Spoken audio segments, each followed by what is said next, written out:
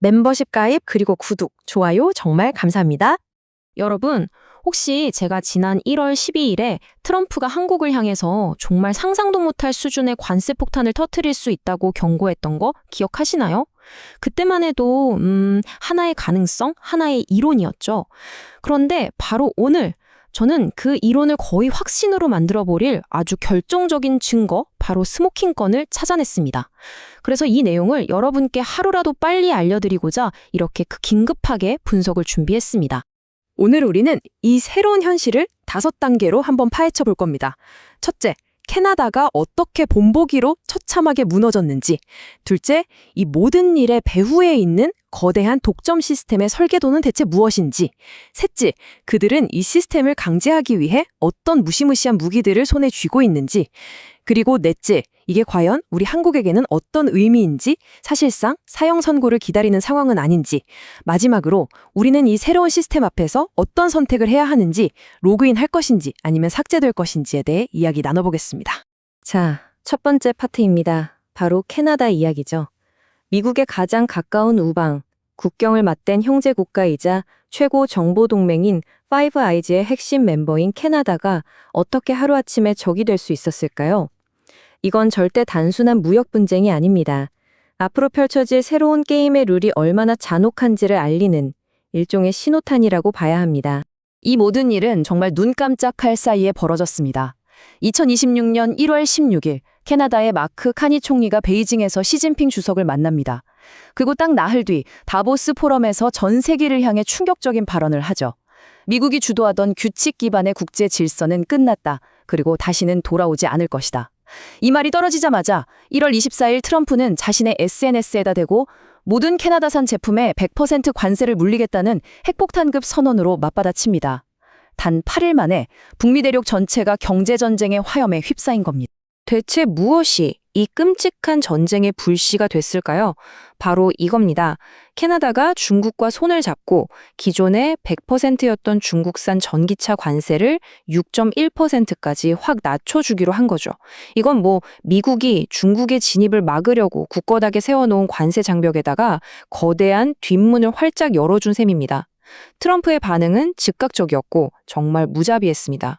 전기차 하나에만 보복하는 게 아니라 캐나다에서 넘어오는 모든 제품, 모든 제품에 100% 관세를 물리겠다니, 이건 그냥 무역 분쟁이 아니라 한 나라의 경제를 통째로 끈장내겠다는 사형 선고나 마찬가지죠. 여기서 트럼프가 쓴 단어를 자세히 봐야 합니다. 환적항, 영어로는 드라프 폴트. 이게 무슨 뜻이냐면 캐나다를 더 이상 독립적인 주권 국가로 보지 않겠다는 겁니다. 그냥 중국 물건을 살짝 세탁해서 미국 시장으로 밀어넣는 일종의 중간 정거장 정도로 취급하겠다는 아주 모욕적인 표현이에요. 트럼프의 눈에는 캐나다의 이런 행동이 동맹국으로서의 어떤 전략적 자율성이 아니라 미국이 만든 시스템에 구멍을 내는 명백한 배신 행위, 그 이상도 이하도 아니었던 겁니다. 모욕은 여기서 끝나지 않았습니다. 트럼프는 마크 카니 캐나다 총리를 카니 총리님 이렇게 부르지 않고 거버너 카니, 즉 카니 총재라고 불렀습니다. 이건 단순한 말실수가 절대 아닙니다. 카니 총리가 과거에 영란은행 총재 그리고 캐나다 중앙은행 총재를 지냈다는 사실을 콕 집어서 비꼬는 아주 고도로 계산된 비하 발언이죠. 당신은 캐나다 국민의 이익을 대표하는 정치인이 아니라 국경도 없이 돈만 쫓아다니는 글로벌리스트 은행가일 뿐이다. 라는 프레임을 아주 교묘하게 씌워버린 겁니다. 그리고 트럼프는 법적인 망치까지 꺼내듭니다. 바로 새로운 북미 자유무역 협정, USMCA에 숨겨져 있던 독소 조항이죠. 이게 뭐냐면 협정 멤버 중 한 나라가 중국 같은 비시장 경제 국가랑 자유무역 협정, 즉 FTA를 맺으면 나머지 회원국들이 그럼 우리 이 협정 깰래 하고 파기해버릴 수 있다는 조항입니다. 물론 캐나다는 이건 FTA가 아니다 라고 항변하겠죠. 하지만 트럼프는 내용을 뜯어보면 FTA나 마찬가지면 그건 FTA다 라고 밀어붙이면서 이 조항을 근거로 캐나다를 북미 경제 블록에서 아예 퇴출시켜버리겠다고 협박하고 있는 겁니다. 자, 이제 캐나다 사태의 표면을 한꺼풀 벗겨내고 그 깊숙한 곳으로 들어가 보겠습니다. 도대체 트럼프는 왜 이렇게까지 무자비하게 행동하는 걸까요? 이건 그냥 단순한 무역 전쟁이 아닙니다. 인류 문명의 운영체제, OS 자체를 갈아엎는 거대한 시스템 교체 작업의 일부이기 때문입니다. 이 거대하고 새로운 시스템의 배후에는 한 명의 천재이자 어떻게 보면 괴짜라고 할 수 있는 인물이 있습니다.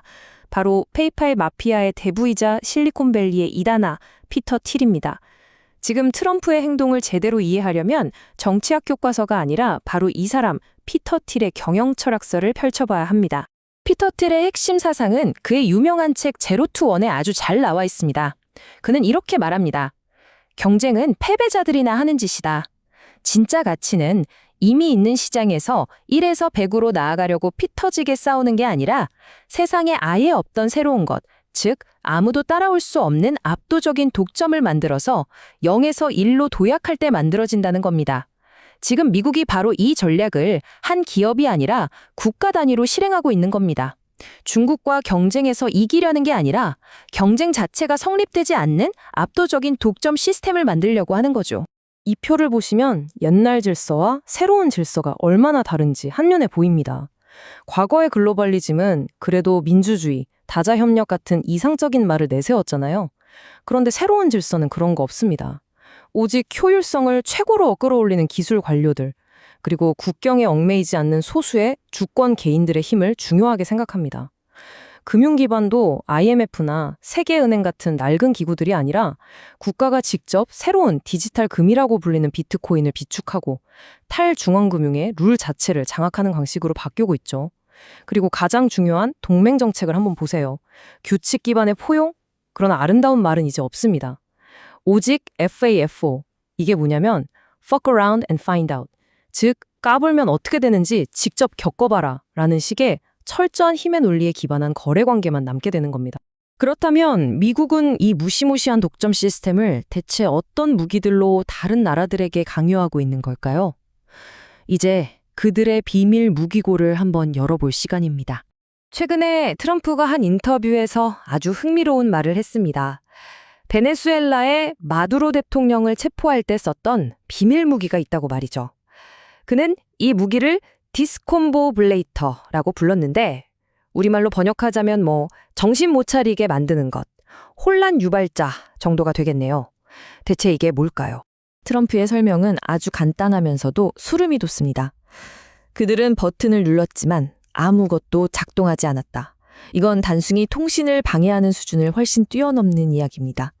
전문가들은 이게 적의 미사일이나 레이더, 지휘 통제 시스템 같은 모든 전자장비의 회로 자체를 순식간에 태워버려서 무력화시키는 아주 진보된 형태의 EMP, 즉 전자기 펄스 무기일 가능성이 높다고 보고 있습니다.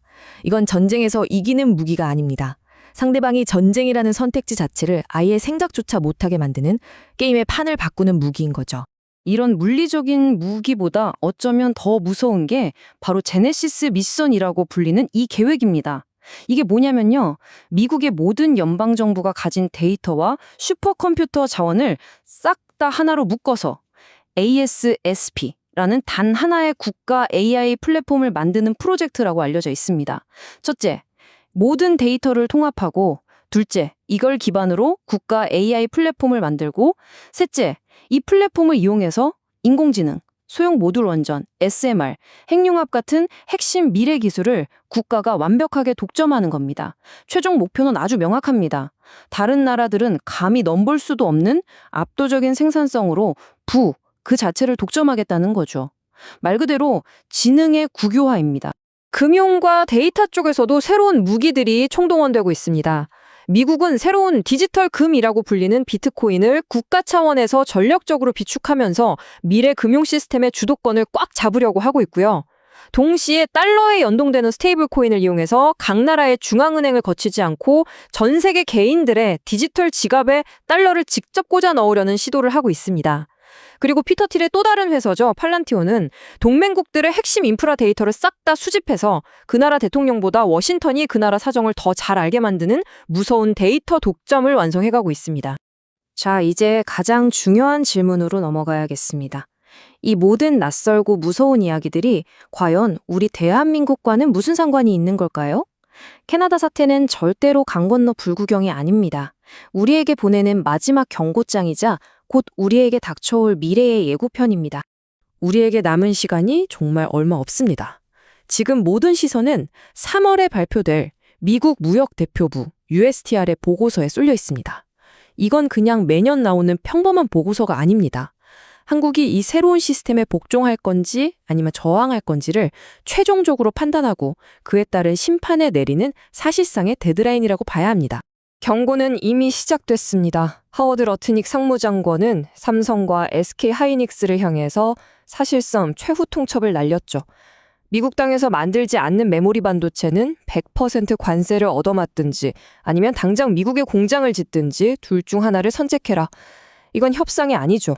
우리 경제의 심장인 반도체를 인질로 잡고 버리는 노골적인 강요입니다.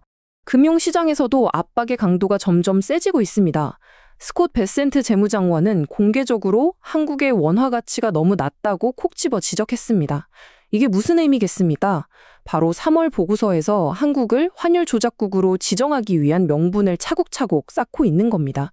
환율 조작국으로 지정되는 순간 한국 경제의 기둥인 수출길은 사실상 막히게 됩니다. 이 차트를 한번 보십시오. 미국의 압박 수위가 얼마나 높은지 명확하게 드러납니다. 대만은 이미 일부 굴복해서 반도체 공급망의 40%를 미국으로 이전하기로 합의했죠. 하지만 캐나다와 한국을 향한 압박의 막대를 보면 그 강도는 100%로 똑같습니다. 파이브 아이즈 동맹이든 70년 된 혈맹이든 이 새로운 시스템의 규칙을 따르지 않으면 그 누구도 예외가 될 수 없다는 걸 보여주는 아주 냉혹한 현실입니다. 이제 모든 이야기는 단 하나의 질문으로 모아집니다. 우리는 지금 인류 문명의 운영체제가 통째로 바뀌는 정말 거대한 전환점 앞에 서 있습니다. 그리고 우리 앞에 놓인 선택지는 안타깝지만 단 2개뿐입니다. 바로 이 질문이죠. 로그인 할 것인가? 아니면 삭제될 것인가? 여기서 로그인 한다는 건 우리의 주권 일부를 포기하고 미국이 설계한 이 새로운 독점 시스템의 하부 구성원으로 편입되는 것을 의미합니다. 그리고 삭제된다는 건 이 시스템의 규칙을 거부하고 캐나다처럼 경제적으로 고립되고 결국에는 역사 속으로 잊혀지는 길을 택하는 것을 의미하죠. 안타깝지만 중간지대는 없어 보입니다. 바로 지금 이 순간에도 전 세계라는 거대한 시스템은 재부팅되고 있습니다. 낡은 규칙과 질서는 빠르게 삭제되고 있고 완전히 새로운 코드가 세상을 지배하기 시작했습니다. 이 거대한 변화 앞에서 당신과 나, 그리고 우리 대한민국의 자리는 과연 어디에 있을까요? 이건 더 이상 먼 미래의 이야기가 아닙니다. 바로 우리 코앞에 닥친 현실입니다.